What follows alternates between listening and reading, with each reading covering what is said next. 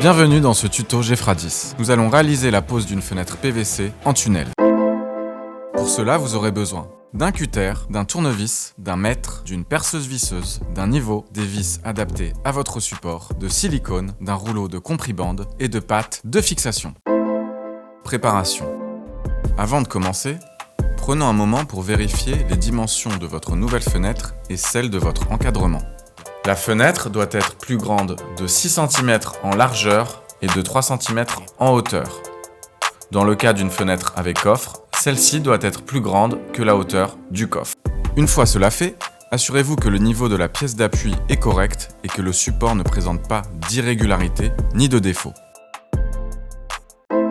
Retrait des ouvrants. Installez d'abord la poignée fournie.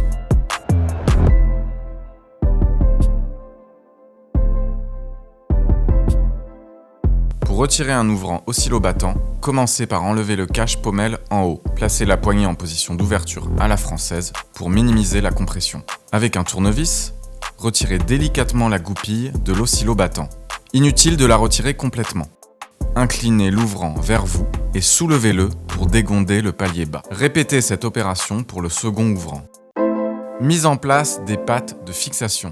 Nous allons maintenant préparer la fixation de la fenêtre. Marquez l'emplacement des équerres de fixation sur les montants gauche et droit, à environ 15 cm de chaque angle, avec un espacement maximal de 40 cm. Pliez ensuite la patte à 90 degrés pour qu'elle soit bien alignée au dormant.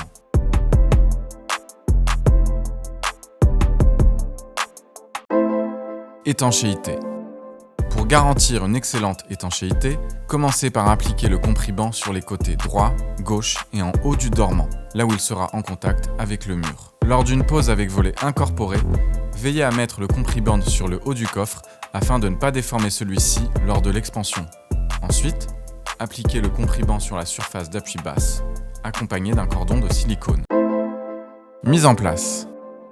Installons maintenant le dormant dans son emplacement en le déposant d'abord sur le silicone, puis en le redressant contre le mur en tunnel.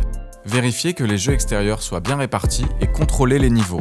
Si besoin, ajustez le dormant avec des cales pour le stabiliser. Maintenez-le en place avec des serre-joints.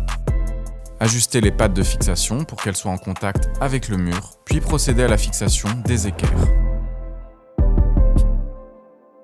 Vérifiez une dernière fois les niveaux et les diagonales en gardant une tolérance maximale de 3 mm d'écart.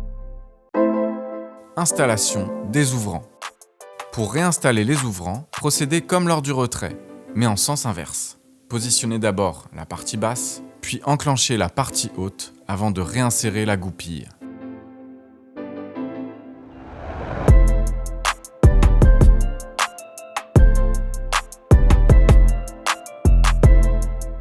Vérifiez enfin le bon fonctionnement des ouvrants. Félicitations! Vous avez réussi à installer votre fenêtre PVC Gefra10. Retrouvez tous nos tutoriels sur notre chaîne YouTube ou sur notre site internet. À bientôt pour de nouvelles astuces et conseils.